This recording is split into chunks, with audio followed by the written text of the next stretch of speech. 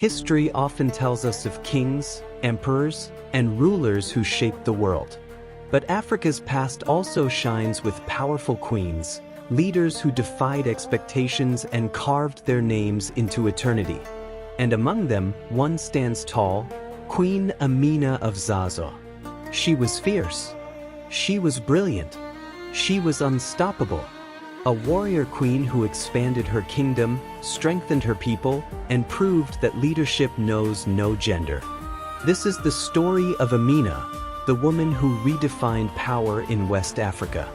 Welcome to Echoes of Africa, the home of forgotten voices and timeless legacies. Together, we uncover the greatness of Africa's past to inspire the future. Let's journey back to the 16th century, to the Hausa city-state of Zazzau, what we know today as Zaria, in northern Nigeria.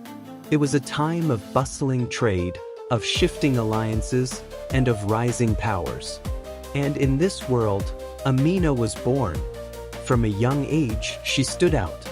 Not content with the quiet roles expected of women, Amina trained in military skills, learning the art of strategy and the use of weapons. She rode horses, sparred with warriors, and displayed a spirit that couldn't be contained. When her father, King Nikata, passed, and later her brother Karama, the throne fell to Amina. And she did not hesitate. She claimed leadership with confidence and vision.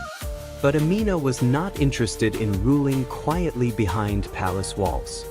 She was a conqueror at heart. Queen Amina led her armies into battle. Yes, a queen in full command of thousands of warriors.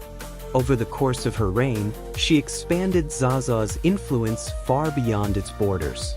She conquered neighboring territories, secured trade routes, and built a sphere of power that made her name feared and respected.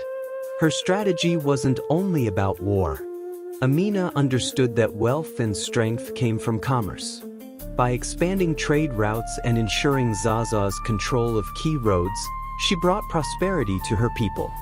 Merchants carried goods safely under her protection, and Zazzau thrived as part of a vast economic network.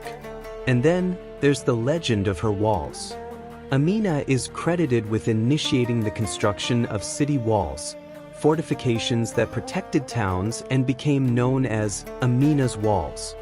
Many of these defensive structures still stand today, reminders of her vision for security and strength. But perhaps the most powerful part of Amina's story is not the battles she fought or the wealth she built. It's the way she broke barriers.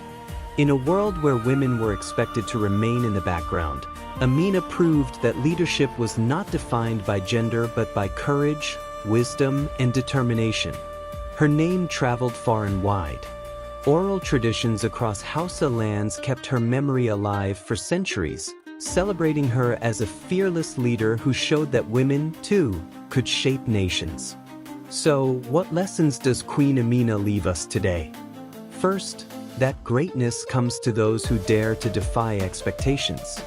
Amina didn't accept the limits placed on her, she broke them. Second, that leadership isn't just about power, it's about vision. Her focus on trade, defense, and expansion showed she wasn't only a warrior, she was a strategist. And third, that legacies are not measured by time, but by impact.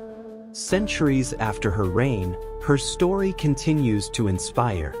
In today's world, where gender equality is still a struggle in many places, Amina's life speaks louder than ever. She reminds us that strength, brilliance, and leadership know no boundaries. So, the next time someone says history is only about kings and emperors, remember Queen Amina of Zazzau, the warrior queen who commanded armies, built walls, expanded empires, and proved that a woman could hold the sword of destiny just as firmly as any man. And that's why her story will forever echo in history. If the legacy of Queen Amina has inspired you, don't forget to like, subscribe, and share this story. Because here, on Echoes of Africa, we don't just tell stories, we awaken them. Until next time, remember, true power is not in titles, but in the courage to lead.